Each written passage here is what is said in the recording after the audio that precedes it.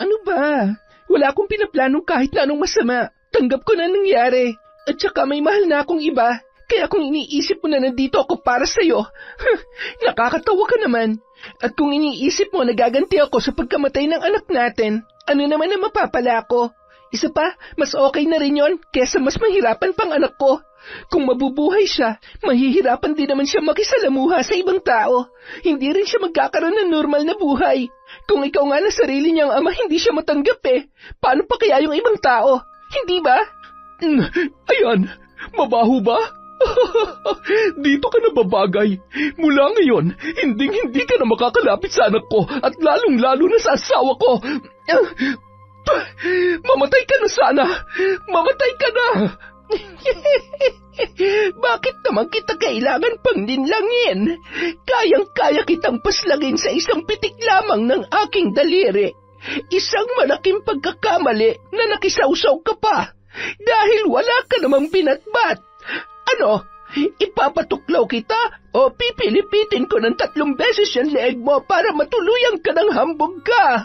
Kung mamamatay man ako, sisiguruhin ko rin na hindi kayo magtatagumpay ng anak mo sa plano ninyo. Taon 1900, 1999, Sikihor, bandang 5:00 ng hapon. Habang nagsisiga ng mga tuyong damo sa tagiliran ng mansyon kung saan nagtatrabaho si Joseph bilang hardinero, bigla yung napalingon sa noon ay paparating na si Lara. Gumuhit ang magandang ngiti sa kanyang mga labi at mababakas ang tuwa sa mapupungay niyang mga mata. Oh, bakit pumunta ka pa dito? Nakapagdesisyon ka na ba? Tumango lamang ang dalaga at napabuntong hininga. Ibig sabihin, pumapayag ka na maging tayo? Hindi yan ang ibig kong sabihin. Ang ibig kong sabihin, hindi na pwedeng maging tayo. Joseph, mahal ko si Roderick.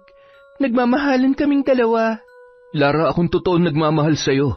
Mga bata pa lang tayo, inalagaan na kita.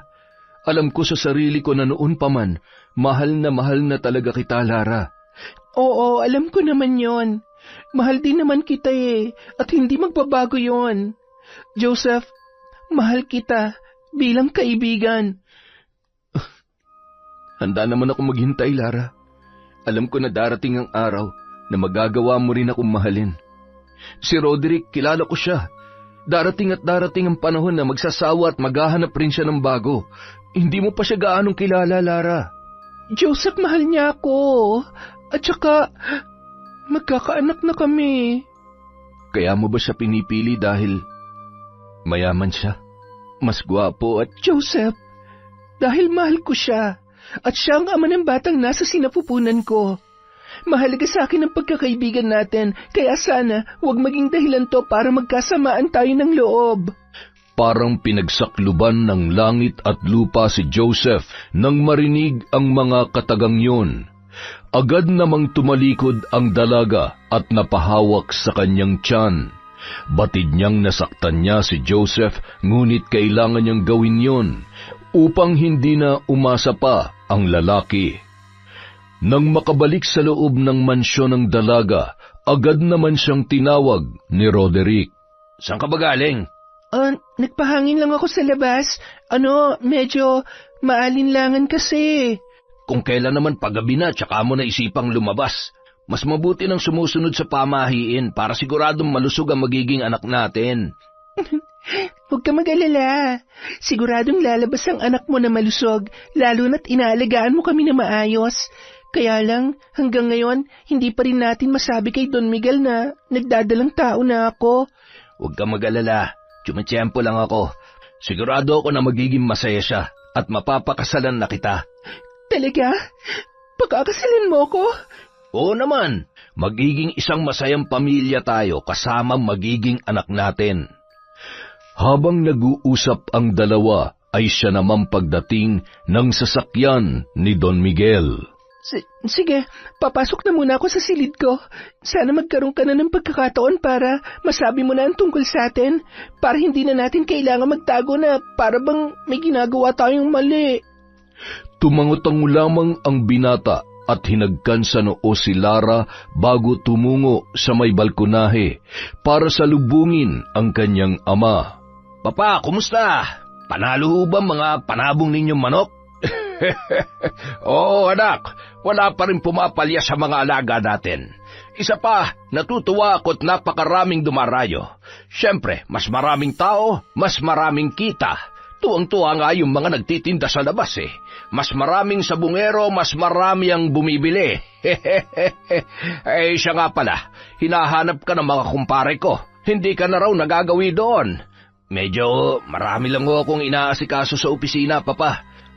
Naiintindihan ko na marami kang dapat gampanan, lalo na ngayong ipinaubaya ko na sa'yo ang ating kumpanya.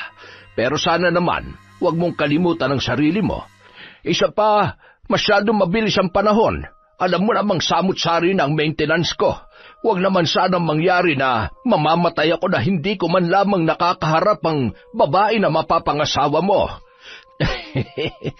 Gusto niyo na po ba magkapo? Abay, oo naman. Nasa wastong edad ka na at sigurado akong magiging mabuting ama ka para sa magiging anak mo kung sakali. Ano, may girlfriend ka na ba? Abay, pakasalan mo na agad. Papa, ang totoo po niyan, may gusto talaga akong sabihin sa inyo tungkol sa bagay na yan. Mayroon na ho akong kasintahan at sa ngayon ay nagdadalang tao siya. Mabait ho siya at nagmamahalan po kaming dalawa. Aba, sino maswerteng babae na yan, ha? Sa lalong madaling panahon, gusto ko na siyang makilala. Isa pa, gusto kong maikasal na kayo, lalo na't buntis na pala siya. Ay nako, makaupo nga muna at medyo nangangalay na ang mga paa ko. Balik tayo sa kasintahan mo. Taga saan at saan kayo nagkakilala? Malamang sa malamang anak ay negosyante rin yan. Tama ba ko? Papa, sa tingin ko naman, hindi ko kailangan maghanap ng babae na kayang tumbasan at makipagsabayan sa pamilya natin. Ang mahalaga naman po ay magiging mabuting asawa siya at ina ng anak namin. Napakunot ang noo ng matanda at tinitigan ang kanyang anak. Teka, anong ibig mong sabihin, Roderick? Si Lara po. Siya ang babaeng tinutukoy ko. Si Lara? Yung kasambahay natin? Opo, Papa. Nasisiraan ka na ba ng ulo? Hindi mo man lang babibigyan ng kahihiyan ng pamilyang ito? Ano na lamang ang sasabihin ng mga kakilala at kaibigan ng pamilya natin? Pumatol ka sa isang muchacha? Hindi mo pa kakasalan ng babaeng yon. Nasaan siya? Lara! Nang marinig ni Lara ang pagsigaw ng matanda, ay agad na lumabas yon ng kanyang silid at lumapit sa mag-ama. Habang naglalakad papalapit ay ramdam niya ang tensyon nung mga sandaling yon. Papa, buo na po ang desisyon ko. Nagmamahalan kami ni Lara. Don Miguel? Hindi mo maaaring ipilit ang gusto mo, Roderick. At ikaw naman, babae. Ang kapal ng pagmumukha mo. Pinlano mo ba ito? Anong kailangan mo sa anak ko? Pera? Magkanong gusto mo? At na makalayas ka na sa mansyon na ito? Don Miguel, hindi ko ho kailangan ng pera. Ang kailangan ko po ay may kilalaning ama ang anak ko. Nagmamahalan ho kami. Pesteng pagmamahal yan! Hindi mo ba nakikita ang sarili mo? Hindi ka nababagay sa anak ko at kahit ano pa mangyari, hindi ko... Hindi ako makahinga. Papa, ano nangyayari sa inyo? Huwag ka mag-alala. Dadaling ka namin sa ospital. Tulong! Lara, sabihin mo kay Manong ihanda ang sasakyan. Bilis! Papa, gumising ka! Agad namang naisugod sa ospital si Don Miguel, ngunit bigong makaligtas ang matanda. Noon din lang napag-alaman ni Roderick na may malubhang sakit sa puso ang kanyang ama na matagal na nitong itinatago. Mabigat man sa kalooban ng binata, lalo na't sinisisi niya ang kanyang sarili sa pagkamatay ng kanyang amang si Miguel. Isang gabi, matapos ang libing ni Don Miguel ay lumapit si Lara sa kanyang kasintahan na si Roderick. Noon ay nasa kusina at lasing na lasing dahil sa nakakailang bote na yon ng alak. Mahal, tama na yan. Tingnan mo, ang dami mo nang nainom. Hindi pa ako lasing. Nagpapantok lang ako. Sige na, matulog ka na. Sorry, mahal. Siguro, kung hindi kita kinulit na sabihin na kay Don Miguel ang tungkol sa pagbubuntis ko, hindi sana... Lara, nakikiusap ako. Gusto ko muna mapag-isa. Kaya pwede ba wag mo munang sabayan ng kadramahan ng mga nangyayari? Hindi naman kita sinisisi ah. Ang sabi ko lang naman matulog ka na. Ano bang hindi mo maintindihan sa sinabi ko? Hindi naman sa... Sige, mauuna na akong matulog. May kirot sa puso na tumalikod si Lara. Hindi man masabi, ngunit nararamdaman niya ang matabang na pagtrato sa kanya ni Roderick mula nang pumanaw si Don Miguel. Pinilit niyang intindihin ang kalagayan ng kanyang kasintahan, lalo na at nagluluksa pa rin yun. Makalipas ang ilang linggo, ay yun na rin mismo ang gumawa ng paraan para sila ay makapag-usap at muling maging maayos ang kanilang pagsasama. Gayunpaman, hindi na nila muling napag-usapan pa ang tungkol sa kasal. Isang araw, habang naglalakad-lakad si Lara, napansin ni Joseph na malalim ang iniisip ng dalaga at nilapitan niya yon.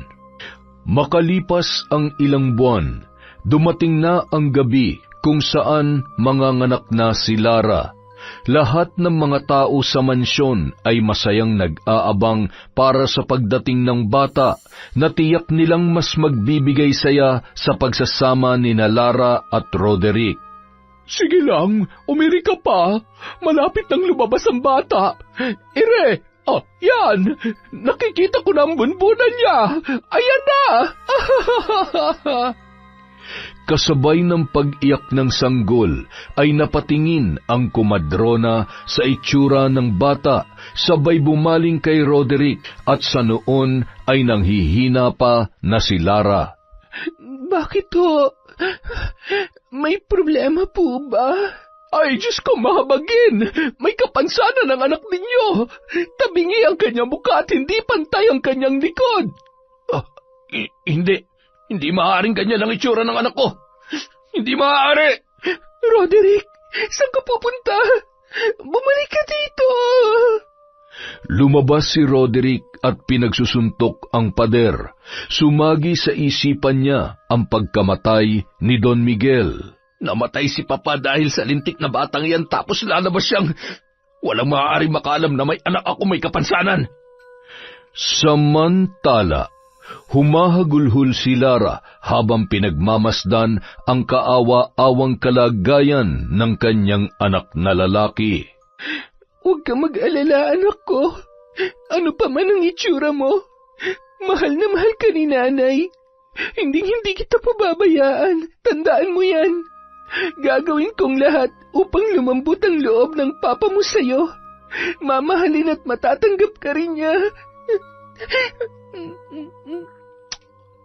Kinaumagahan, inilipat ng silid ang mag-ina sa ikatlong palapag.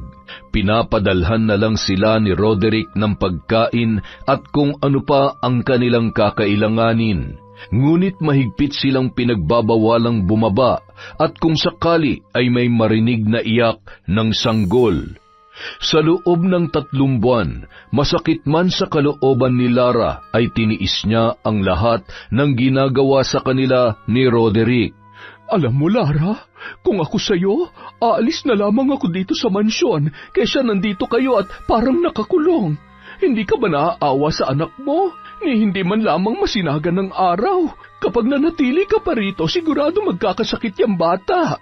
Isa pa, hindi natin alam kung anong sunod na plano ni Sir Roderick para sa inyo. Hindi naman sa tinatakot kita, pero alam mo naman ang mayayaman, walang konsensya ang mga yan. Kapag walang pakinabang sa kanila, kaya nilang ituring na parang basura. Tama ka. Akala ko mahal niya ako. Na kahit anong mangyari, paninindigan niya ako at ang batang dinadala ko. Isang malaking pagkakamali na ipinagkatiwala ko sa kanyang buhay ko, Manang. Tama ka. Mas makabubuti pang umalis na ako dito. Karapatan ng anak ko na maging malaya at mamuhay na masaya bilang isang bata. Nang makapagpasya si Lara ay kinausap niya si Roderick. Hindi man lamang siya tiningnan noon. Nanatiling nakatayo, nakatingin sa malayo habang naninigarilyo. Alam ko naman na magiging mas masaya ka sa pasya ko, pero sana wag mong pagsisihan na mawala kami ng anak mo sa buhay mo, Roderick. Pagsisisihan? Nagpapatawa ka ba? Yung itsura ng anak mo yung pagsisisihan ko? Isa pa, kasalanan mo to eh. Kung hindi ka naging pabaya sa sarili mo, baka hindi naman ganun ang lagay ng bata. Tsaka, wag mo nga akong tinatakot. Wala ka may susumbat sa akin, no? Hindi ko naman kayo pababayaan, ah. At ipapaalala ko lang sa'yo, dahil sa batang yan, kaya ako nawala ng ama. Umpisa pa lang, alam mo nang malas yak. Napakawalang hiya mo. Wala kang kwenta. Nang araw ding yun, umalis si Lara kasama ang bata. Humingi yun ng tulong sa kanyang kaibigan na si Joseph. Napangiti pa siya nang masayang kinarga ng binata ang kanyang anak. Ay nako, alam mo Yuan, kung hindi lang sana matigas ang ulo ng nanay mo, hindi mangyayari to eh. Mula ngayon, ako na ang tatay mo, ha? Sira, hindi ko sinabing angkinin mo ang pagiging tatay kay Yuan. Ang kailangan ko sa ngayon ay kaibigan at pansamantalang matutuluyan. Oo na, huwag kang mag-alala, hindi kayo pababayaan ni Nanay Isabel. Mas mahal ka pa nga nun sa akin eh. Muling nilingon ni Lara ang mansyon at itinikom ang kanyang kamao. Paano mo maaatim na ipagkait sa sarili mong dugo at laman ang pagmamahal na nararapat sa kanya? Sana dumating ang araw na tubuan ka man lamang ng kahit konting konsensya, dahil kung hindi, sisiguruhin ko na hindi ko bibigyan ng kapayapaan ang isip mo. Nang makarating sa bahay nila Joseph ang mag-inang sina Lara, sa labas pa lamang ng tarangkahan ay masaya nang tinatawag ng binata ang kanyang ina. Nay! Nay, may kasama po ako! Lara? Bakit? Ito na ba yung anak mo? Akin at kakargahin ko. Ay, 3 buwan na rin mula nung isilang mo siya. Ano nga ulit ang pangalan ng batang ito?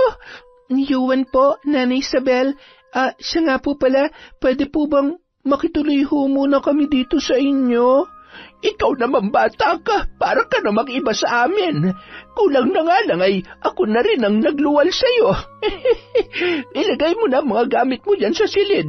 Ay, medyo naninilaw itong apo ko Kailangan niyang mainitan sa umaga. Kawawa naman ang babing yan, pero mukhang hindi siya iyakin. Ano pa lang nangyari? Ay nako, Nay. Tama na maraming tanong. Ang importante, mas ligtas dito sa atin si Lara at ang baby niya. Tungkol naman sa gastos, wag po kayong mag-alala. Magdodoble sipag ako para sa ating 4. Kaya wag ka naman problema, ha? Salamat, Joseph. Sa kabila ng lahat, napakabait mo pa rin sa akin. Hayaan mo, pasasaan ba't kapag medyo malaki na si Yuan at kaya ko na ulit magtrabaho, maghahanap ako ng bagong mapapasukan.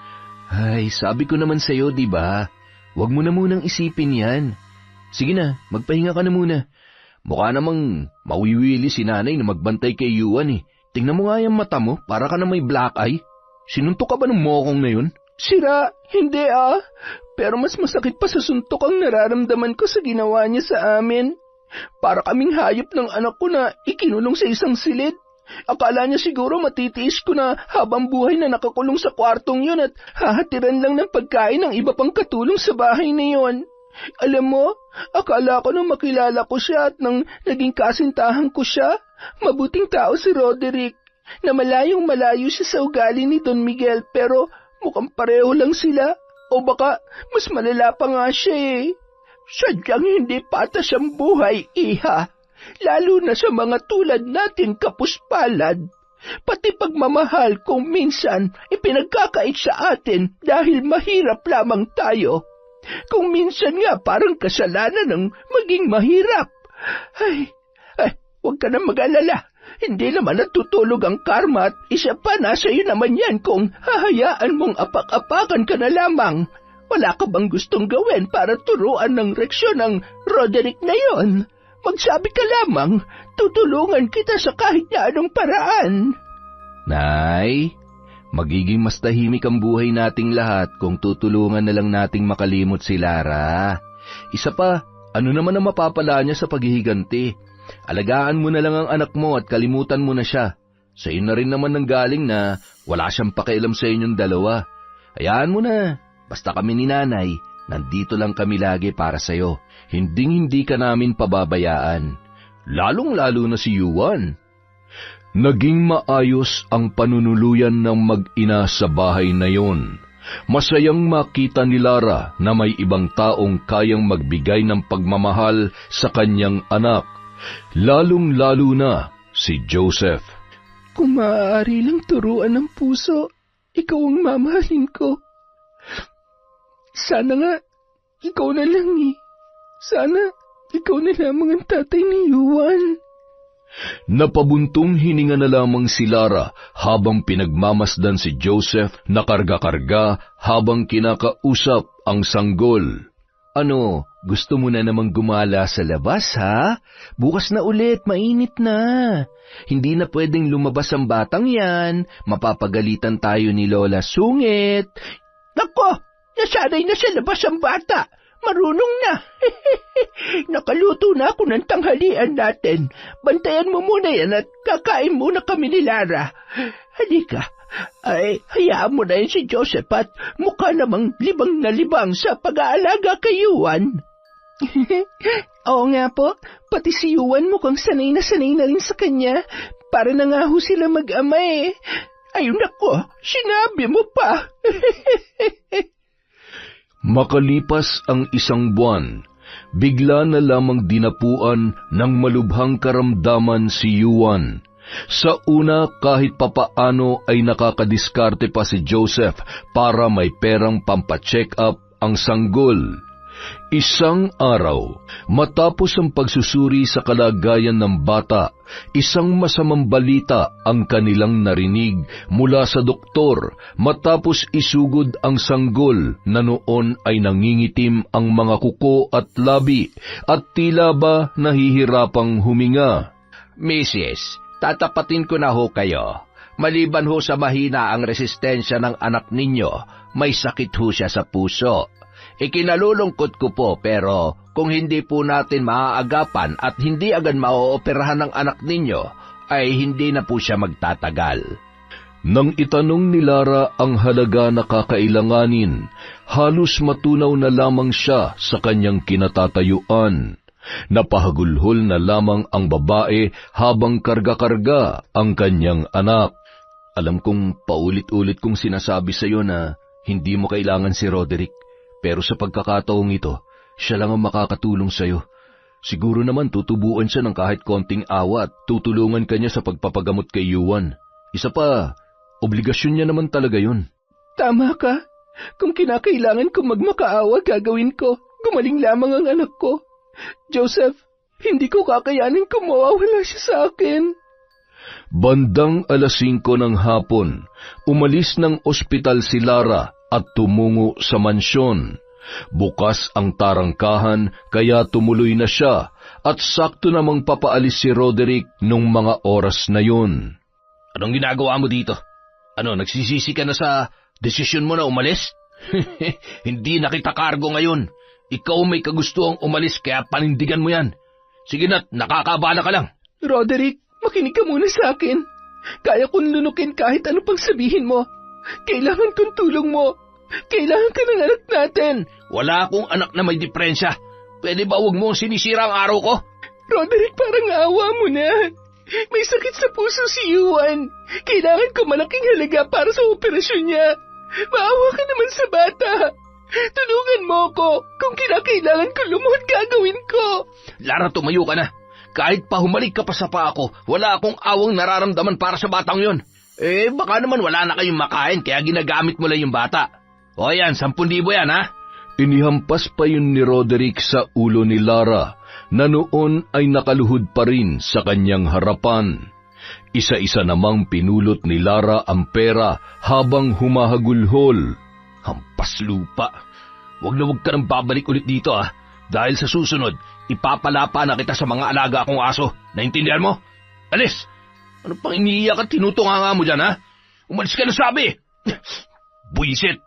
Dala ang 10,000 piso, sakay ng tricycle ay bumalik na siya sa ospital. Pumapatak ang luha habang walang maisip na paraan kung paano at saan kukuha ng malaking halaga. Nang makarating sa ospital ay wala na yung bata sa higaan nito. Nurse, nasa na po yung bata at yung bantay dito? Ay, miss, nasa morgue na po yung bata. Mula sa likuran, tinawag naman ni Joseph si Lara at agad siyang niyakap noon. Wala na si Yuan. Iniwan niya na tayo. Hindi totoo yan. Hindi papatay ang anak ko. Yuan! Hindi matanggap ni Lara ang pagkamatay ng kanyang anak. Hindi niya iniwan si Yuan mula nung oras na inilibing yon hanggang sa sumapit na ang gabi. Hindi rin alintana ang malakas na ulan, kulog at kidlat. Tila ba mas malakas pa ang hagulhol ng babae kesa sa iba't ibang ingay ng gabing yon. Dala ni Joseph ang payong at pilit niyang pinapatayo ang noon ay nanginginig na sa lamig na si Lara. Huwag mo namang gawin sa sarili mo to. Kailangan mo pang lumaban.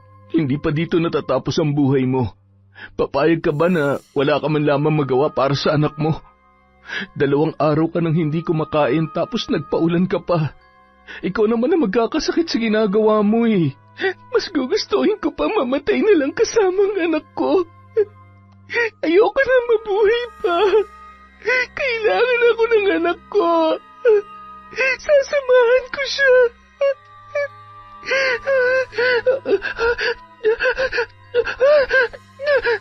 Lara, oy, ito na nga bang sinasabi ko eh. Lara naman eh, hindi ka pwede mamatay. Sabi ko naman sa'yo, patutunayan ko sa'yo na ako lalaking para sa'yo at hindi mo kailangan si Roderick sa buhay mo o kahit na sino pang lalaki. Dahil ako lang ang totoo magmamahal at mag-aalaga sa'yo, Lara. Habang buhay tayo magsasama. Mahal na mahal kita. Makalipas ang ilang linggo, kahit papaano ay unti-unti nang nanunumbalik ang lakas ni Lara. Malungkot at walang sandali na hindi niya maiwasang maluha kapag naaalala niya ang kanyang anak. Ngunit sinusubukan niya na maging matatag. Ipinangako niya sa sarili na babalikan niya si Roderick. Gusto niyang ipaghiganti ang pagkamatay ni Yuan. Anong balita sa mansyon? Ayun, bukas na palang kasalan. Grabe si Roderick, parang nagpalit lang ng damit kung palitan kayo ni Yuan sa buhay niya. Hindi niya kami basta pinalitan lang dahil hindi niya naman kami tinuring na parte ng buhay niya. At dahil doon, babalik ako sa mansyon na yon sa kahit na anong paraan. Sisiguruhin ko na hindi magiging maayos ang bagong pamilya niya. Wala siyang karapatang maging masaya. Kinaumagahan, mula sa malayo, nakatanaw si Lara na noon ay nakatalukbong ng itim na tela. Nakangisi yon habang nakakuyom ang kanyang mga kamao.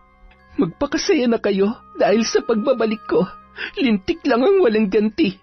Gagawin kong isang malaking bangungot ang pagsasama ninyo. Matapos ang 1 taon, mula nang maikasal si Roderick kay Martha na anak ng isang mayaman din na kilalang negosyante sa bayan nila, ay nagsilang yon ng isang batang babae na pinangalanan nila na Amara. Napakaganda at malusog ang bata. Naghahanap din sila ng bagong mag-aalaga dahil nahihirapan pa si Martha at wala pang gaanong alam sa kanyang mga dapat gawin. Abala naman sa negosyo si Roderick, kaya naman bibihira lamang yon makatulong sa pag-aalaga sa kanyang anak. Isang araw, habang nag-aayos si Joseph ng mga halaman sa mansyon, ay tinawag yon ni Martha. Kuya, baka naman may kakilala kayo na pwedeng mag-alaga ng bata. Yung stay-in sana. Sige ho, Hahanapan ko ho kayo. May papupuntahin ho ako mamaya. Magaling po yun, tsaka mabait. Sigurado ako na magugustuhan niyo siya. At sa pagkakaalam ko, dati siyang kasambahay sa bahay na ito. Talaga? Sige, aasahan ko yan ha. Sabihin mo sa kanya, anumang oras pwede na siyang pumunta rito. Masyadong abalang sir nyo para makialam pa sa paghahanap ko ng magiging yaya ng anak ko. Bandang 6:00 ng gabi, dumating si Lara sa bahay. Halos magkasunuran lamang sila ni Roderick. Ikaw ba yung sinasabi ni Kuya Joseph? Tuloy ka. Han, siya magiging yaya ni Amara. Kilala mo raw siya, sabi ng hardinero natin dahil... Magandang gabi po, Ma'am Martha at Sir Roderick. Opo, naging kasambahay din po ako dito. Hindi ko lang ho alam kung natatandaan pa ako ni Sir. Alam niyo naman pong masyadong busy ang asawa ninyo. Oo, tama ka dyan. Siya, tumuloy ka na. Bali ang magiging kwarto mo ay yung katabi ng kwarto ni Amara para hindi ka na mahirapan pa.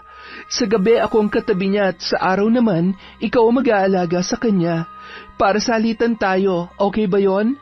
Sanay din kasi ako matulog sa umaga kesa sa gabi. Wala pang problema. Kahit anong oras pwede po ako. Kaya ko naman hong bantayan ng anak ninyo kahit 24 oras pa. Wala po kayong dapat ipaglala dahil katulad nyo, mabuti rin ho akong ina. Talaga? May anak ka na pala. Hindi halata. Mukha ka lang dalaga at napakaganda pa rin ang katawan mo. Samantalang ako, hindi ko alam kung maibabalik ko pa ba yung dati kong katawan. Pero biro, nagkababy ka na talaga? Sino nagbabantay sa kanya? Sa kasamaang palad, nagkaroon ho ng malubhang sakit ang anak ko dahil mahirap lang ho kami. Wala ho akong sapat na pera para sa kanyang operasyon. Isa pa, pinabayaan ho kasi kami ng tatay niya, pero pinatawad ko na ho siya. Wala naman ho akong mapapala kung lulunurin ko ang sarili ko sa galit. Ay, grabe. May mga ganong klase ng lalaki pala. Ay nako, hayaan mo siya at makakarma rin siya sa ginawa niya sa inyo. I feel sorry for you. Hindi madaling mawala ng anak. Kung sa akin mangyayari yon, sigurado ako na hindi ko kakayanin. Habang patuloy sa pag-uusap ang dalawa, ay parang estatwa lamang nung mga oras na yon si Roderick at napapalunuklaway sa samut-saring pasaring ni Lara. Nang gabi rin yun, magkakasabay na kumain ang lahat ng mga kasambahay habang kinakausap nila si Lara. Kumusta ka na, Lara? Hindi naman sa pinag-iisipan kita na masama, ha? Pero wala ka naman sanang binabalak na masama sa anak ni Sir Roderick at ni Ma'am Martha. Manang, wala ho sa isip ko yan. Pinatawad ko na ho si Sir sa ginawa niyang pag-abandona sa amin ng anak ko. Kung may galit ako sa kanya, bakit ko naman ho idadamay ang batang walang kamuwang-muwang? Ay, trabaho ang kailangan ko para makabawi man lamang kay Nanay Isabel sa tulong niya sa amin ng anak ko, pati na rin po kay Joseph. Sige na ho, kumain na ho tayo. Ay, siya nga po pala. Sana wag na lamang makarating kay Ma'am Martha tungkol sa nakaraan namin ni Sir Roderick. Ayaw ko rin po kasi ng gulo. Matapos maghapunan, lumabas si Lara sa mansyon para magpahangin. Nagulat siya nang may malakas na puwersa na humawak sa kanyang braso. Nananadya ka ba? Huwag na huwag kang gagawa ng kahit anong ikakapahamak ng anak ko at ng asawa ko kung ayaw mong ako mismo ang... Ano ba? Wala akong pinaplano na kahit anong masama. Natanggap ko na ang mga nangyari. Isa pa, may mahal na akong iba. Kaya kung iniisip mo na nandito ako para sa'yo, nakakatawa ka naman. Kung iniisip mo naman nagaganti ako sa pagkamatay ng anak natin, ano naman ang mapapala ko? Isa pa, mas okay na rin yon kesa naman sa mahirapan pang anak ko. Kung mabubuhay siya, mahihirapan din naman siya makisalamuha sa ibang tao. Hindi rin siya magkakaroon ng normal na buhay. Kung ikaw nga na sarili niyang ama hindi siya matanggap paano na lang kaya kung iba pa? Hindi ba? Siguraduhin mo lang. Hindi pwedeng malaman ni Martha kung anong nakaraan natin. Hindi mo kailangan ipaalala sa akin yan. Alam kong ginagawa ko at alam ko kung saan ko ilulugar ang sarili ko. Huwag ka mag-alala. Ni katiting wala na akong nararamdaman para sa'yo. Kaya huwag kang feeling. Isa pa hindi ka rin naman gwapo. Mapera ka lang. Mahal lang kita noon kaya mukha kang tao pero ngayon... Pwede ba manahimik ka na lang? Bitiwan mo ang braso ko. Masyado ka naman madiin ko makahawak. Siguro namimiss mo na yan, no? Agad na binitawan ni Roderick ang braso ni Lara at pikon na tumalikod yun. Unang gabi ko pa lang dito, mukhang nag-aapoy na ang ilong niya. Paano na lang kaya sa mga susunod na araw? Ay! Sa paglipas ng mga taon, tuluyang napalagay na ang loob ni Lara sa bata. Naging mas malapit pa yon sa kanya kesa sa sarili niyang ina na noon ay bumalik na rin sa pagtatrabaho. Hindi lubos akalain ni Lara na si Amara ang maghihilom ng sugat ng pagkamatay ng kanyang pinakamamahal na anak na si Yuan. Patuloy namang malayo ang loob ni Lara at Roderick sa isa't isa at nagbabangayan kapag may pagkakataon na sila ay nagkakausap. Ano bang pinakain mo sa anak ko para mapalapit sa iyo ng sobra-sobra? Ha? Bakit? Malamang ako nag-aalaga sa kanya. 7 taon na kami magkasama at maging sa pagtulog sa gabi. Kung gusto mo mapalapit sa anak mo, baka gusto mong tumabi rin sa amin. Happy family, ganun. Pwede ba? Huwag mo nga akong dinadaan sa pagiging pilosopo mo. Alam mo, napipikon na talaga ako sa iyo eh. At gustong-gusto na talaga kitang... Bastos ka! Bakit mo ako hinalikan, ha? Sinasabi ko na nga ba eh. Kunwari ka pang galit na galit, pero ang totoo, may pagtingin ka pa rin sa akin. Sorry, hindi ako kasing rupok tulad ng iniisip mo. Kung nakukulangan ka na sa atensyon ng asawa mo, pues, humanap ka ng iba, wag ako. Napakatanga ko. Bakit ko ba ginawa yun? Hindi pwede magkagusto ulit ako sa kanya. Siguradong namimiss ko lang si Martha, kaya nararamdaman ko to. Nagmamadali namang tumungo si Lara sa kwarto ng kanyang alaga. Saan po kayo galing, Yaya? Sabi niyo po, iinom lamang kayo ng water. Bakit po ang pula ng pisngi ninyo? Ay, ikaw talagang bata ka. Kung ano-anong napapansin mo. Matulog ka na, may pasok ka pa bukas. Hindi po ba uuwi si Mommy? Hindi siguro. At kung sakali man, sigurado madaling araw nang darating yon. Huwag po kayong aalis, Yaya, ha? Dito na lamang po kayo sa tabi ko. Huwag niyo po akong iiwan, ha? I love you, Yaya. Opo, sige po, matulog ka na.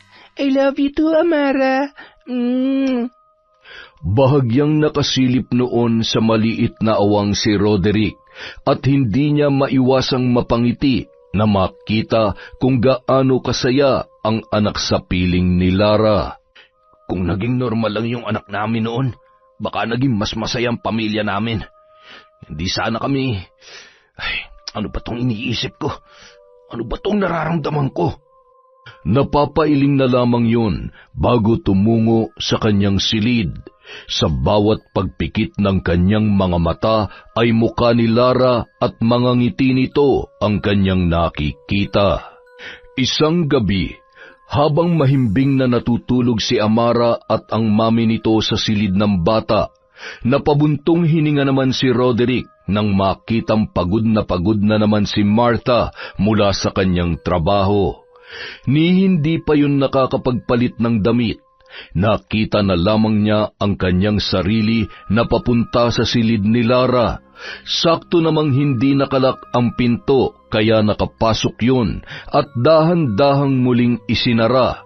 Umupo siya sa gilid ng kamang hinihigaan ng babae hanggang sa hinawi niya ang buhok noon. Roderick, ano ka ba?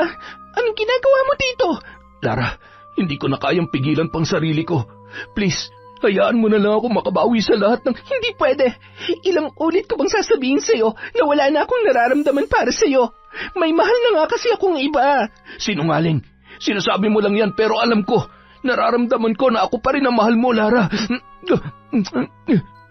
Tuluyan ng natangay ng emosyon si Lara hanggang sa hindi niya na napigilan pa ang sarili na tumugon sa mapupusok na halik ni Roderick. Samantala, biglang napabangon si Martha at inayos ang kumot ng kanyang anak. Dahan-dahan niyang isinara ang pinto at nagmamadaling tumungo sa kwarto nilang mag-asawa. Napakunot noo siya nang wala doon si Roderick. Nagpalit siya ng damit at hinanap ang kanyang asawa sa may kusina. Wala na ring gising na kasambahay ng mga oras na yun. Nang mapatapat siya sa kwarto ni Lara ay bigla siyang napatigil at kinabahan nang makarinig ng mahihinang halinghing. Hindi siya nagdalawang isip na buksan ang pintuan at nakita ang mainit na tagpo ng mga sandaling yun. Dinampot niya ang isang florera na nakapatong sa isang tukador at ibinalibag yon sa sahig, sabay pinulot ang isang patulis na bubog. Mga hayop kayo! Mga baboy! Han, magpapaliwanag ako. Hindi ko ginusto to. Nadala lamang ako. Inakit niya lang ako. Maniwala ka sa akin. Inakit? At nagpadala ka naman? Kung talagang nagsasabi ka ng totoo, ngayon din lumabas ka. Huwag kang makikialam sa kung anong gagawin ko sa malanding babaeng ito. Ma'am, huwag. Huwag niyo po akong sasaktan. Hindi ko siya inakit. At lalong, ito ang nararapat sa'yo. Ang kapikati mo. Ang kapal ng mukha mo para traidorin ako. Pinagkatiwalaan kita tapos aahasin mo ang asawa ko. Tumahimik ka. Wala kang alam. At para sabihin ko sa'yo, huwag ka masyadong naniniwala sa asawa mo dahil demonyo yan at saksakan ng kasinungalingan. Anong ibig mong sabihin? Sabihin mo sa akin ang totoo kung hindi papatayin kita. Una siyang naging sa akin. Siya ang ama ng namatay kong anak. Sinungaling! Gagawa ka pa talaga ng kwento? Si Roderick papatol sa isang cheap at hampas lupang katulad mo? Ilusyonada ka! Halika dito! Kinaladkad at dinala ni Martha si Lara sa kulungan ng mga kambing. Nagising naman ang mga katulong, ngunit walang magawa para tulungan si Lara nung mga oras na yun. Pumasok naman sa kwarto si Roderick na noon ay gulong-gulo ang isipan. Nag-iisip ng paraan upang makalusot sa kanyang kasalanan. Samantala, ayan, mabaho ba? Dito ka na babagay. Mula ngayon, hindi ka na makakalapit sa anak ko at lalong-lalo na sa asawa ko. Mamatay ka na sana! Mamatay ka na! Yun ang huling mga sinabi ni Martha bago iniwan sa maruming kulungan ang noon ay humahagulhol at hubot-hubad na si Lara. Patuloy sa paghagulhol at tumayo yun nang makita ang nakatambak na gamit sa isang tabi. Nanginginig ang kanyang kamay na punong-puno ng dugo habang dinadampot ang isang may katamtamang haba ng lubid. Kinaumagahan, pasipol-sipol pa si Joseph na tumungo sa may kulungan at napatigil nang makita ang noon ay wala ng buhay na si Lara. Lara, anong ginawa mo? Diyos ko, Lara! Lara, tulong! Lara, gumising ka! Gulat na gulat ang mga tao sa mansyon nang malaman na patay na ang babae. Dahan-dahan na naglakad si Martha papalapit sa bangkay ni Lara. Napatakip siya ng bibig at napaluhod. Hindi! Samantala, napatakbo naman si Amara kasama ang kanyang ama. Hindi man lamang nagdalawang isip ang bata na lapitan at yakapin ang noon ay wala ng buhay na si Lara. Yaya, gising! Gumising ka, Yaya! Huwag mo akong iwan, Yaya! Sinong gumawa nito sa Yaya ko? Yaya! Pilit naman nilang ipinaintindi sa bata na nagpakamatay si Lara at walang sino man ang may kinalaman sa nangyari sa kanya.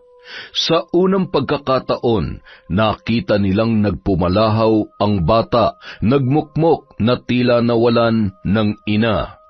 Samantala, nag-abot ng malaking halaga ang mag-asawa kay Joseph na siyang nag-asikaso sa libing ng kaibigan at tinanggihan ang ibinibigay ni Roderick. Hindi ko ho kailangan ng pera niyo. Hindi naman ho matutumpasan ng kahit anong halagang pagkamatay niya. Ikaw ang bahala. Kami na nga ito nagmamalasakit Umalis na tayo dito. Hindi natin kailangan pilitin ng taong ayaw. Tara na. Mga hayop kayo. Lahat idadaan nyo sa pera, magmukha lang kayong malinis. May araw din kayo.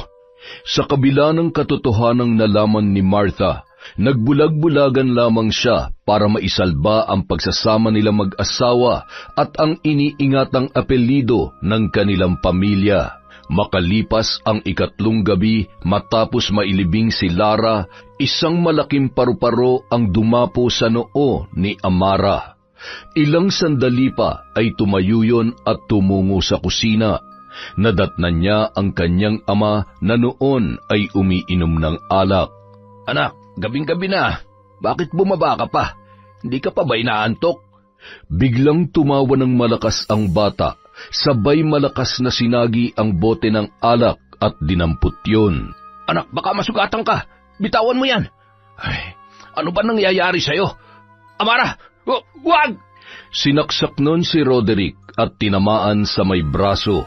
Nakaturo sa nakatarak na bubog sa malalim na sugat ng ama habang humihiyaw yun sa sakit. Amara, anak, ano ba nangyayari sa iyo? Nang marinig ni Martha ang sigaw ng kanyang asawa, ay agad na bumangon yun sa kanyang higaan at nagmamadaling lumabas ng kwarto. Nakasalubong niya si Amara na noon ay napakaraming tilamsik ng dugo sa kanyang bestidang suot. Nakangisi pa rin yun at mababakas sa mata nito ang galit.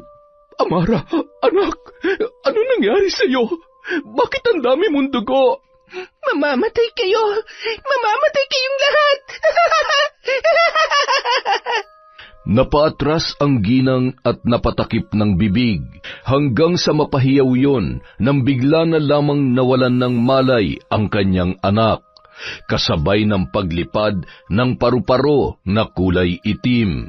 Amara, anak, gumising ka! Tulong! Tulungan niyo ako! Kahit duguan at nananatiling nakabaon ang bubog sa braso, ay agad na napatakbo si Roderick papunta sa kinaroroonan ng kanyang mag-ina. Ano ba nangyayari? Bakit may sugat ka rin? Siya may gawa sa akin nito. May kakaiba nangyayari sa anak natin, Martha. Wala siya sa tamang pag-iisip. Nababaliw na ang batang yan. Ano? Naririnig mo ba ang sarili mo? Ha? Hindi baliw ang anak ko! Hindi lamang yon ang unang pagkakataon na nanakit ang bata. Mula ng gabing yon, may mga oras na tila ba may kung anong bumubulong kay Amara para manakit ng mga tao sa kanyang paligid, mapa sa bahay man o sa paaralan. Regular na tinitingnan yon ng isang mahusay na psychiatric doctor, ngunit walang pagbabago sa kondisyon ni Amara. Dahil sa nangyayari, napagpasyahan ni na Roderick at Martha na ikulong na lamang yon sa isang silid upang hindi na makaperwisyo pa. Madalas na maririnig ang malakas na sigaw, pag-iyak at kung minsan ay pagmamakaawa na kalagan siya ng tali sa kanyang higaan. Pagsapit ng kanyang 9 na kaarawan, bigla naman nanumbalik sa normal si Amara na labis namang ikinatuwa ng mag-asawa. Nagkaroon din ng isa pang anak na lalaki sina Martha at Roderick.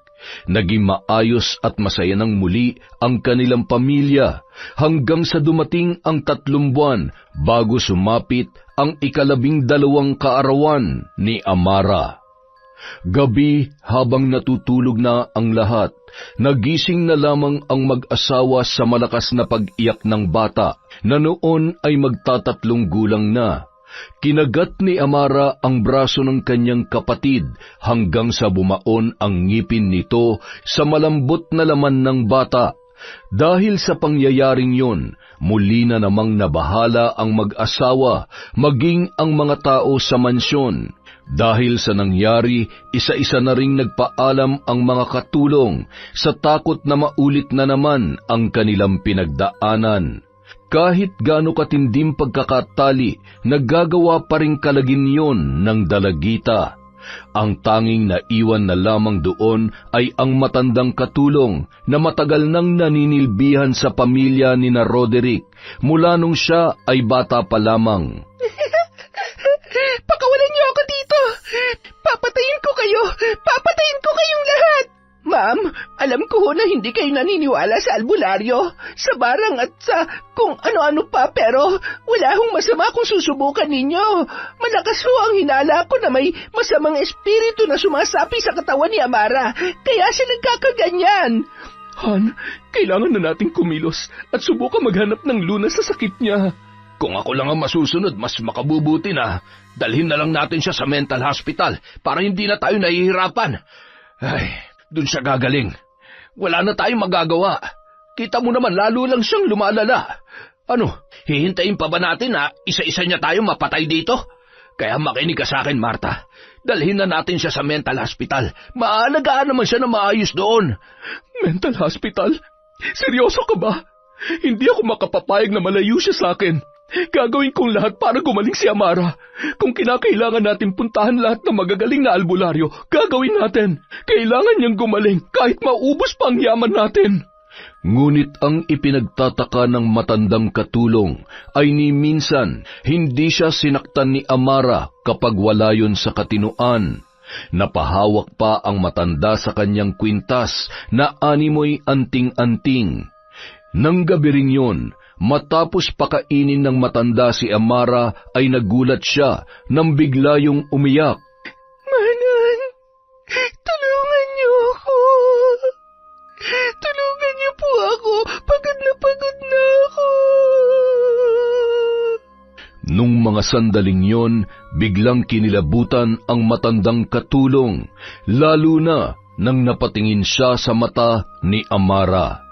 Hindi niya maintindihan kung bakit si Lara ang kanyang nakikita nung mga oras na yun.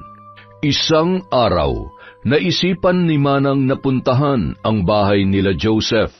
Batid niya kasi na maaaring may kinalaman ang mag-ina sa nangyayari sa pamilya ng kanyang amo. Nagulat siya nang malaman na magmula pala ng umalis yun bilang hardinero sa mansyon ay lumipat na yun ng tirahan at walang sino man ang nakakaalam kung saan na nakatira sina Joseph at ang ina nito na si Isabel. Alam mo, mas mabuti na rin na umalis sila dito. Ay, bantog sa baryong ito ang pagiging mambabarang ni Isabel. Marami na naging biktima yon. Mga salot na nagpapakalunod sa itim na kapangyarihan.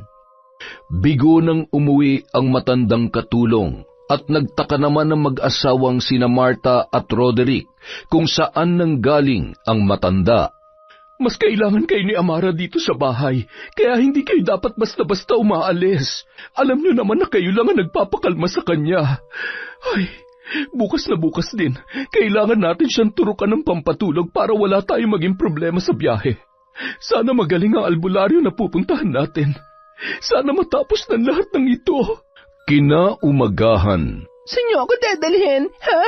Anong gagawin niyo sa akin? Patawarin mo ko, anak, pero kailangan gawin ni Mami to. Matapos sa pilitang turukan ng pampatulog ay matagumpay nilang naisakay sa sasakyan at dumayo sa isang liblib na lugar kung saan matatagpuan ang isang mahusay na albularyo. Ilang minuto lamang nang makarating sa nasabing lugar ay natagpuan ni Amara ang kanyang sarili na nakatali sa isang poste, napapaligiran ng kandila at mga usok na amoy kamangyan. Napasuka pa yon at tila nahihirapang huminga. Tama na! Pakawalan niyo ako! Hindi niyo ako mapapaalis sa katawan na to! Akin lamang siya!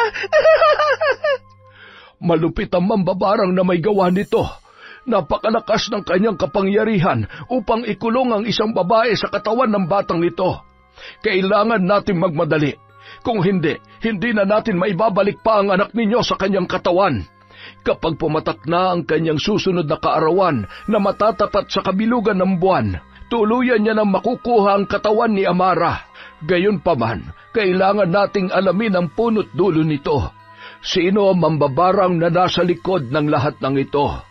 Maupo kayong mag-asawa. Hawakan niyo ang aking kamay upang alamin ang katotohanan sa likod ng lahat ng mga nangyayaring ito.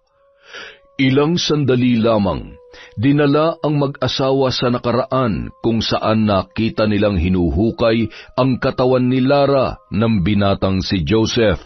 Gagawin kong lahat para muli ka mabuhay. Hindi ko kakayaning habang buhay na mawala ka. Mabubuhay ka at magkikita tayong muli, Lara.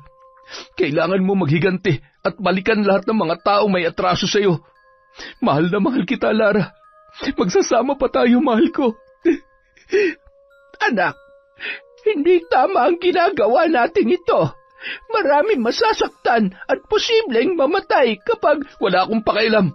Kahit mamatay silang lahat, pagkatapos ng ginawa nila kay Lara, nararapat lang nagantihan sila. Mga wala silang puso. Ginawa kong lahat para mapasakin si Lara, pero anong ginawa nila? Silang dahilan kung bakit namatay si Lara, Nay. Pinatay nilang kaisa-isang babaeng mahal ko.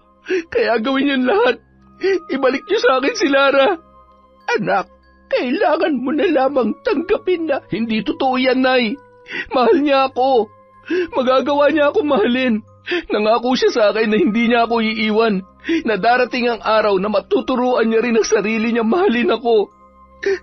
Kung nagawa mong paglaruan ang magiging itsura ni Yuan para magkasira sila ni Roderick, kung nagawa natin bigyan ng malubhang karamdaman ng bata para wala akong kaagaw sa pagmamahal niya, ngayon pa ba, nararamdaman ko na oras na makabalik siya, magagawa niya na akong mahalin ng buong buo, Nay. Huwag niyo na maipagkait sa akin yun. Kung tuluyan siya mawawala, mas mabuti pa mamatay na lang din ako. Hindi na nagawa pang tanggihan ni Isabel ang kahilingan ng kanyang pinakamamahal na anak. Matapos kumuha ng laman mula sa likurang bahagi ng bangkay ni Lara, batok at maging kuko noon, ay isinilid niya yon sa isang garapon, habang nag-uusal ng mga kahindik-hindik na salita at tinatawag ang kaluluwa ni Lara at Amara. Isang ritual kung saan kailangang maikulong sa garapong nababalot ng orasyon ang dalawang kaluluwa na maaaring pumasok anumang oras sa katawan ng biktima. Sa pagsapit ng kanyang 12 kaarawan, kasabay ng kabilugan ng buwan, ay tuluyan niya na makukuha ang katawan ni Amara. Mula sa kamatayan, siya'y muling babangon. Mula sa kamatayan, siya ay muling babangon. Ngayon ay gamitin ang kanyang katawan upang sila ay pahirapan, takutin at paghigantihan. Naliligo sa pawis at hingal na hingal ang mag-asawa matapos balikan ang kahindik-hindik na nakaraan. Manong, nakikiusap po ako. Gawin niyong lahat para gumaling ang anak ko. Nagmamakaawa ho ako sa inyo. Huwag niyong hayaang makuha ng babae niyo ng katawan ng anak ko. Huwag ka mag-alala. Pakikiusapan ko ang mambabarang na siyang may kagagawan upang bawiin ang sumpa. Gagawin kong lahat ng aking makakaya. Pakawalan niyo ako rito! Pakawalan niyo ako! Mami, please, pakawalan niyo ako dito! Mami, tulungan niyo po ako, Daddy! Samantala, Joseph, anak, patawarin mo sana ako pero hindi na ito kaya ng konsyensya ko. Kawawa naman yung bata. Palayain na natin siya. Hindi natin pwedeng ipagkait ang buhay na nararapat para sa kanya. Isa pa, alam mo naman kung gaano napamahal si Lara sa batang yon. Ano na lang ang mararamdaman niya kapag... Hindi niyo pwedeng gawin sa akin, Tonay. Akin na yan. Akin na sabi. Anak, ano ba nangyayari sa'yo? Parang awa mo na. Tama na. Kapag ipinilit mo ang gusto mo, posible ang ikapahamak na maraming buhay. At isa ka rin sa... Hindi ako magdadalawang isip na saktan at itali ka. Hindi ka pwedeng gumawa ng kahit na ano para pigilan ng sumpa. Hindi ako makakapayag. Halika dito, Nay. Aray ko, anong ginagawa mo? Anak, nasasaktan ako. Pakawalan mo ako. Joseph, huwag mong gawin sa akin to. Yan ang dapat sa'yo para magtanda ka. 2 araw na lang, tuluyan na kami magsasama ni Lara at walang makakapigil sa aking mga plano. Wala! Pagsapit ng huling gabi, ilang oras bago pumatak ang 12:00, masyadong malakas ang kulog at kidlat na tila ba simbolo na may masamang mangyayari sa gabing yun. Patuloy sa paghahanap ang albularyo sa kinaroroonan ng mag-ina habang nakakulong naman si Amara sa dati nitong silid na nakakandado ang pintuan. Sa labas naman noon, palakad-lakad at hindi mapakali ang mag-asawa. Kumalma ka. Walang mangyayari masama kay Amara. Matatapos din ang lahat ng ito. Sana nga.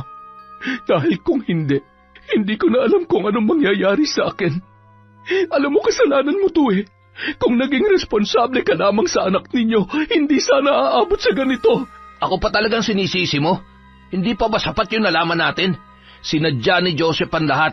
Pinaglaroan kami ni Lara ng lintik na mambabarang niyang ina.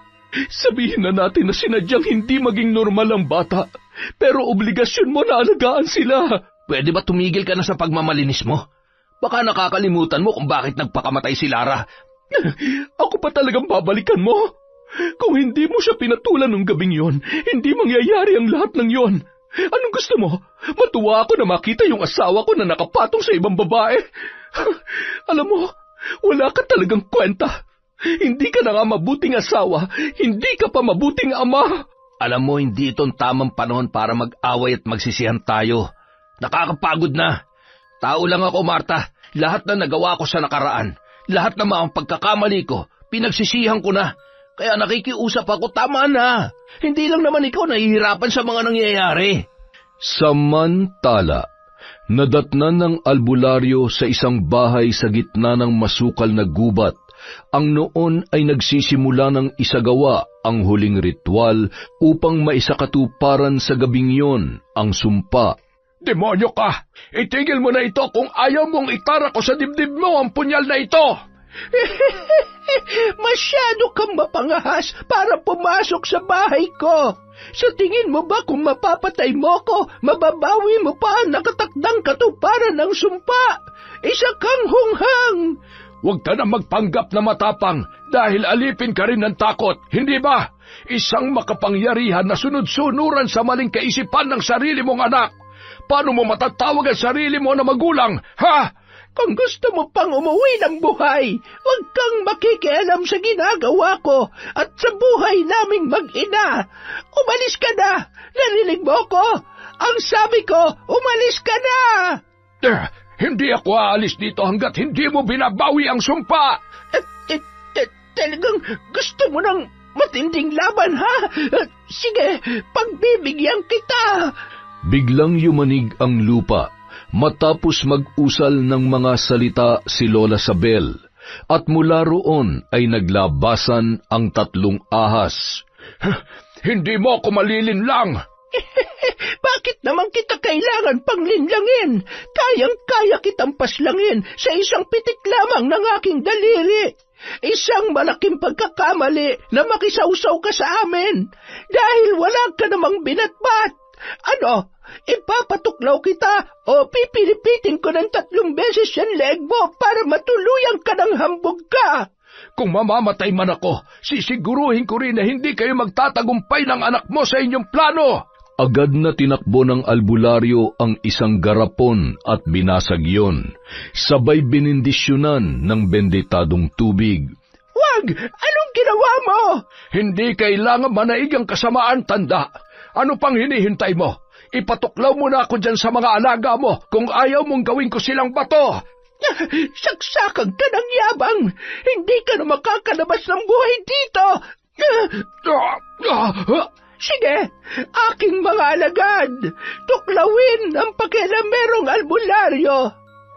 Kung mamamatay man ako sa gabing ito, isasama kita. Hinila ng albularyo ang matanda hanggang sa mapahigayon sa lupa.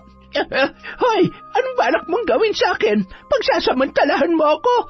Baliw, kahit anong mangyari, hindi ako papatol sa gurang na katulad mo. Matapos hawakan ng mahigpit sa leeg, ay tinakpan ng albularyo ang ilong nito gamit ang kanyang kamay.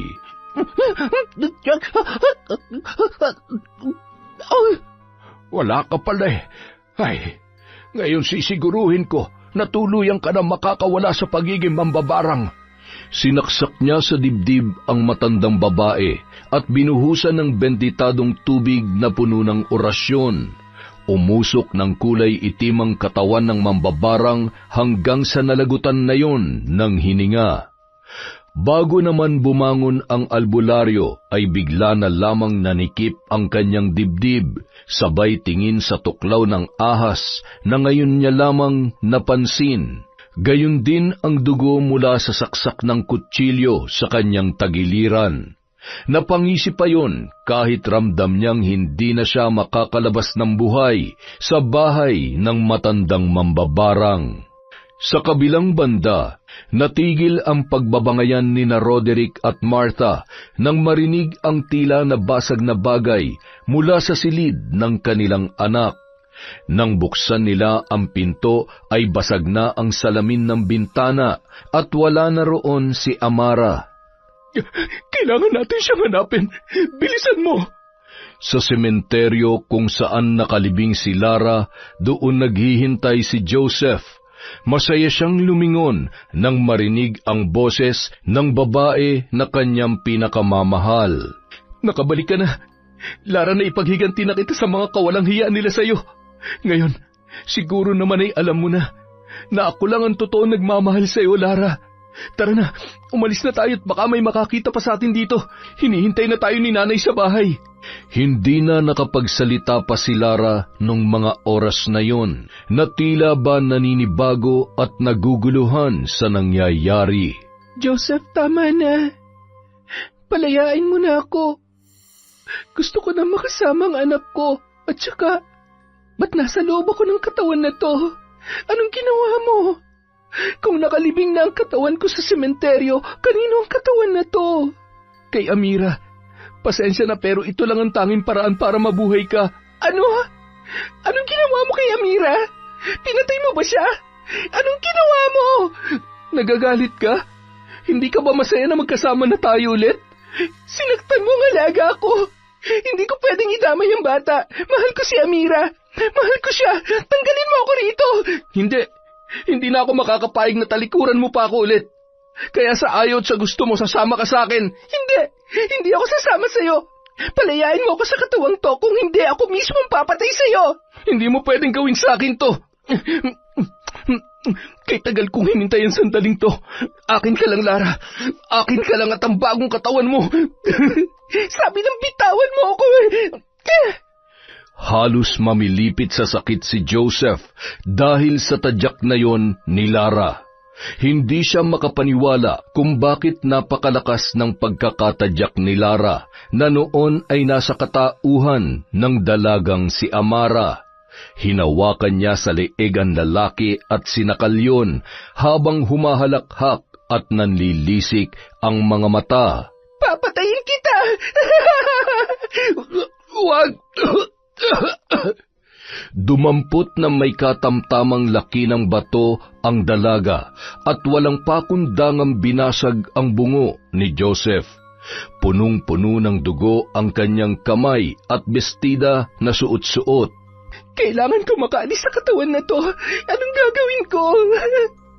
Samantala, nung mga oras na yon, magkasama sina Martha at Roderick sa gubat. Pati na rin ang mga pulis at opisyal ng barangay na tinawagan nila para tumulong na maghanap sa kanilang panganay na anak na si Amara. Amara! Anak! Nasaan ka? Amara! Amara!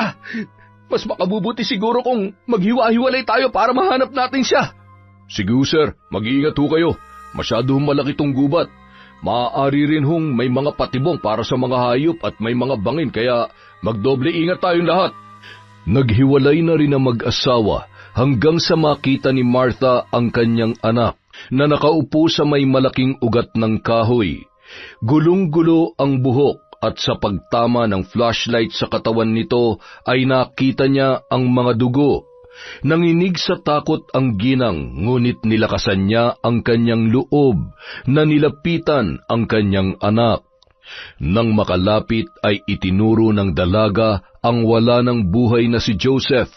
Napasigaw si Martha sa takot na makita ang basag na muka at bungo ng lalaki. Anak, anong ginawa mo? Bakit mo siya pinatay? Tama na, anak. Bumalik ka na sa amin. Makinig ka kay Mami. Mahal na mahal kita. Mami, tulungan mo ako, Mami.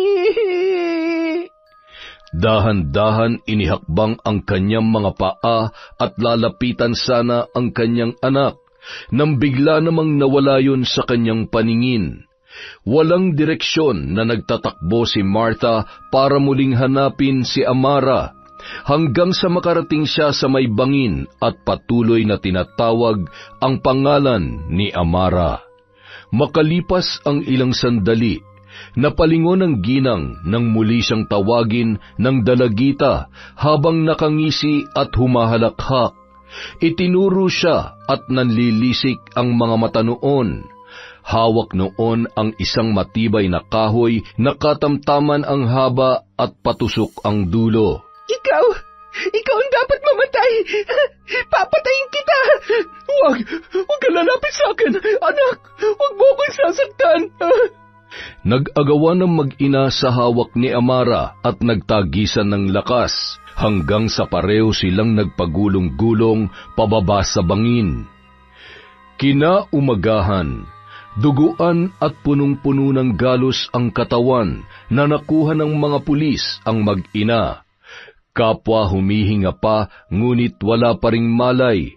Agad na dinala yun sa ospital at binigyan ng lunas ang kanilang mga sugat. Makalipas ang 3 araw, nagising na si Amara. Hawak ng kanyang ama ang mga kamay nito. Daddy, ano po nangyari? Bakit po ako nandito? May sakit po ba ako? Bakit ang dami ko pong sugat? Patawarin mo ko, anak. Patawarin mo sana ako. Kasalanan ni Daddy ang lahat.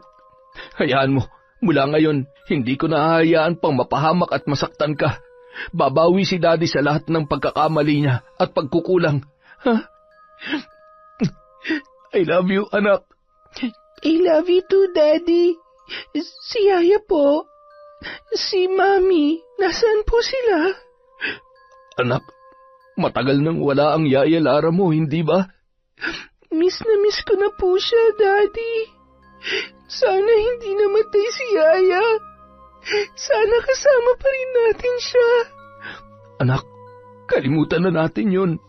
Siya nga pala, magpalakas ka na para mapuntahan natin ang mami mo. Siguradong namimiss mo na rin siya. Ano po nangyari kay Mami? Sa akin po, bakit po marami akong sugat? Si Mami rin po ba? Tsaka na lamang ikukwento ni Daddy kapag okay ka na. At tsaka kapag malakas ka na, ha? Tumango na lamang ang bata at tumingin sa kanyang paligid. May nakita siyang paru-paro na pinaghalong kulay itim at puti ang nakadapo sa kortina sa silid na yon. Hindi niya maiwasang mapangiti na animoy masaya siyang makita ang naturang nilalang. Makalipas ang 2 linggo, nanumbalik na sa normal ang buhay ng mag-anak.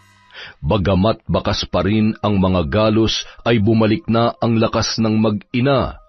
Bumalik naman sa pagtatrabaho si Roderick upang ibangon ang mga napabayaan niyang ibang negosyo dahil sa mga sunod-sunod na problema na kinaharap ng kanilang pamilya. Masaya rin siya na nang matapos ang mga problema ay lalong naging mas matibay pa ang pagsasama nilang mag-asawa. Napagkasunduan rin nila na mag-focus na lamang si Martha sa pag-aalaga ng mga bata, lalo na't iisa na lamang ang kanilang kasambahay.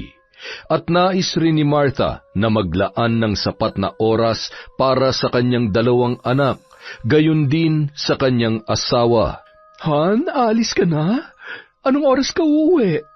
Ipinagluto kita ng lunch mo. Ikaw? Ipinagluto mo ako? Kailan ka pa natuto magluto, ha? Ikaw naman, hindi lang ako nagluluto dahil may iba akong ginagawa. Pero marunong ako. Tsaka isa pa, tinutulungan naman ako ni Manang. Sige na, mag-iingat ka sa pagmamaneho, ha? Ang sweet naman ng misis ko. Baka masanay na ako nito. Sus, edi masanay ka na. Wala namang masama dahil asawa mo ko, diba? Sinundan pa ng tingin ni Martha ang kanyang asawa hanggang sa makalabas yon ng tarangkahan. Masayang-masaya ang mukha noon na tumungo sa loob at inasikaso ang almusal ng kanyang mga anak. Napapatingin naman ang matandang katulong sa kilos at pananalita ni Martha, lalong-lalo na sa paraan ng pag-aalaga niya sa mga bata. Napangiti na lamang si Manang, lalo na't nakikita niya kung paano ginagampanan ng kanyang among babae ang pagiging mabuting ina at asawa nito. Napakatibay niya para hindi sukuan ang kanilang sumpaan ni Sir Roderick. Gayon din ay pinili niyang gawin kung anong nararapat para sa kanyang mga anak. Naalala naman ni Manang ang nabalitaan niyang nangyari kina Joseph at sa nanay nito. Gayon din ang nakakalungkot na sinapit ng albularyo na tumulong sa kanila na mapawalang bisa ang sumpa. Samantala, isang gabi, galing sa labas si Martha, bitbit ang isang kulay itim na bag. Nagmamadali yung umakyat at pumasok sa isang silid. Palingon-lingon na tila ba may kung anong itinago roon. Ilang minuto rin ang lumipas bago siya lumabas. Nang makita yun ni Manang ay agad niya yung tinanong, May hinahanap po ba kayo? Maalikabok po dyan. Sana'y inutos nyo na lamang po sa akin. Manang naman, libre magpahinga at hanggat kaya ko, ako ang gagawa. Hindi naman pwedeng lahat ay iaasa na lamang namin sa'yo. Ano po bang hinahanap ninyo? Nakuha nyo po ba? Wala ho. Sa tagal ko na kasi rito ay hindi pa ako nakakapasok dyan, kaya ayun, mga lumang gamit at paintings po pala. Sige Manang, sandali lang ho at may tumatawag. Hello? Yes? Asawa niya po ito.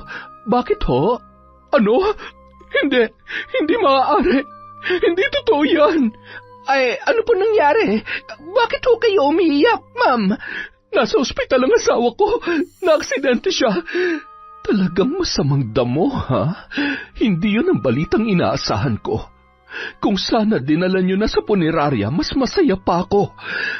Manang, ikaw munang bahala sa mga bata, ha? Nagmamadali yung umalis para puntahan sa ospital ang kanyang asawa. Hindi man napuruhan ay paralisado naman yun at hindi na makapagsalita pa.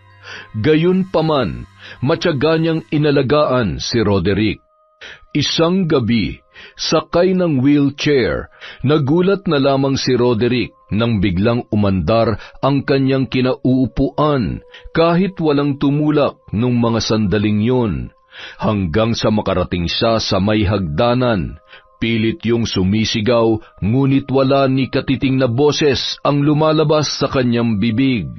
Narinig na lamang ng mga kasama niya sa bahay ang malakas na lagabog at ng kanilang lapitan ay nagkikikisay na yon at naliligo sa sarili niyang dugo. Han? Daddy! Daddy, gumising ka! Daddy! Bakit mo kami iniwan? Han? Gumising ka! Mahigpit na niyakap ni Martha ang kanyang dalawang anak na noon ay kapwa nag-iiyakan. Hindi rin makapaniwala si Manang sa kalunos-lunos na sinapit ng kanyang among si Roderick. Halos lahat ng kanilang kaibigan at mga kakilala ay nakiramay. Todo suporta naman ang mga magulang ni Martha na nangakong hindi pababayaan ang mag-ina na labis naman na ipinagpapasalamat nito. Nang araw ng libing, sumabay ang masamang panahon. Malakas ang ulan, hangin at gayon din ang kulog at kidlat. Basang-basa ang lahat ng nakipaglibing. Ramdam ng mga tao na naroon ang pagdadalamhati ng mga bata, lalong-lalo na ang noon ay halos mahimatay sa kakaiyak na si Martha. Walang duda sa mga oras na yon kung gaano kamahal ng babae ang kanyang yumaong asawa. Makalipas ang 1 linggo matapos mailibing si Roderick, habang tulog na tulog si Manang sa tabi ng bunsong anak ng kanyang amo, ay nagmamadaling tumungo si Martha sa isang silid at kinuha ang mga importanteng gamit na kinakailangan niyang ibaon sa lupa. Hindi ko na kailangan pa mga ito. Bahagi na lamang ito ng masalimuot kong nakaraan. Dinala niya yon sa dating kulungan ng mga hayop. Pagkatapos ay inilapag at sinabuyan ng gaas. Pagkatapos ay sinindihan. Matapos gawin yon ay tumingala yon sa buwan at ngumiti. Wala na akong ibang hihilingin pa, kundi ang mamuhay ng payapa kasama ang mga bata. Sila magbibigay kulay sa buhay ko, ang bubuo sa aking durog na pagkatao. Nang makapasok sa bahay, pinagtatanggal niya ang mga larawan, maliban sa larawan ng 2 bata. Nagising naman si Manang at agad na patanong kung bakit kailangan tanggalin ang mga yon. Nalulungkot lamang ho ako kapag nakikita ko ang mga yan. Pasuyo na lamang ho, Manang. Kahit bukas na at alanganing oras na. Sige na ho, pumunta na kayo sa silid ninyo at ako nang bahala sa mga bata. Sa paglipas ng ilang buwan, sa pagsapit ng 30 kaarawan ni Martha, nagulat ang kanilang katulong dahil wala man lamang ni isang bisita. Hindi rin yun nagpaluto ng mga paborito niyang pagkain. Ni lumabas para magsimba ay hindi nun ginawa. Abala lamang yun na nakaharap sa mga papel at computer. Inaaral niya ang trabahong naiwan ng kanyang asawa. Sa katunayan, kailangan niya pang mag-hire ng private coach na magsisilbing gabay sa pamamalakad ng negosyo na iniwan ni Roderick. Ma'am, nakalimutan niyo po yata sa dami niyong ginagawa. Happy birthday po. Ano pong petsa ba ngayon? Ay, oo nga. At 13 na pala. Nakalimutan ko nga talaga. Mabuti pa siguro'y kumain na lang tayo sa labas. Magbihis na kayo, pati na rin ang mga bata. Malapit naman ako matapos dito. Agad na pumanhik ang matanda sa silid ni Amara at ng bunso nitong kapatid. Masayang-masaya ang mga yon nang malaman nilang aalis sila ng gabing yon. Matapos magbihis ay umupo na ang mga bata sa sofa at ipinahanda naman ni Manang ang sasakyan sa kanilang driver. Ilang sandali pa nayayamot na ang 2 bata na hinihintay ang kanilang ina na noon ay nag-aayos pa lamang. Manang, puntahan niyo na po si Mami, please. Ay, oo, sandali lamang. Dahan-dahang sumilip si Manang sa pinto at napatigil siya dahil sa boses na kanyang narinig.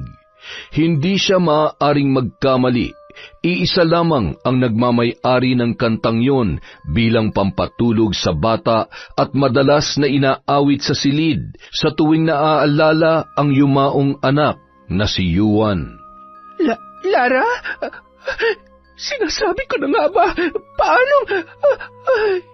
Tumingin ang babae sa salamin at tiningnan ang kanyang sarili. Sabay nilingon ang noon ay wala ng buhay na matandang kasambahay. Binigyan nila ng maganda at maayos na libing ang matanda. Hinding-hindi makakalimutan ni Lara ang kabutihan ng puso noon.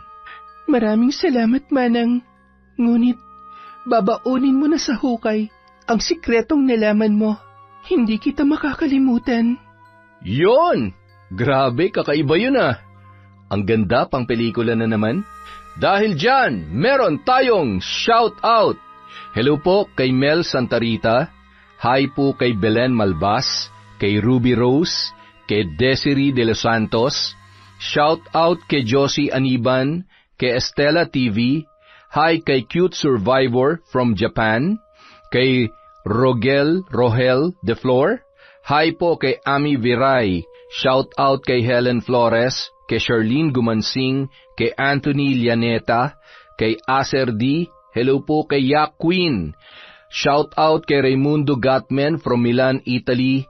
Hello po kay Pureza Tagiwalo, kay OFW TikToker, kay Lilibeth Alfaro, kay Leonie Del Rosario, kay Aleli. Happy birthday kay Febra, November 22, from Nick Antipolo. Shout out po kay Ate Tin, kay Baby Dang Cordero, kay Amalia Kanamaru from Japan. Hi po kay Connie, kay Rubina Flamiano, kay Irma Umali, kay Noemi Bunyi of Batangas. Shout out kay Rose Ann Mara, kay Cassandra Cory, kay Larcy Molina, kay Ami Bug, kay Josephine Marcaida, kay Cherry Mukbanger ASMR. Hi din po kay Aurora Buenavista, kay Dimple Siumi, kay Chris Jel Mamado, sa Gana Gana family, at happy 47th birthday kay Frederick Ganagana ng Teresa Rizal. Mabuhay po kayo, boss, hanggat gusto nyo. Hi sa Rotoni family from Rizel, Rotoni. Hi din po kay Merly Villamor. Hi kay Kane Third Lang Vlog of Katungan 4th, Sibalom, Antique. Hi din po kay Josefina Fuelias, kay May Espiritu, kay Celia Tolentino, kay Chander de Guzman, kay Carlota Gonzalez. Hi kay King from Mami Jonaline Navales.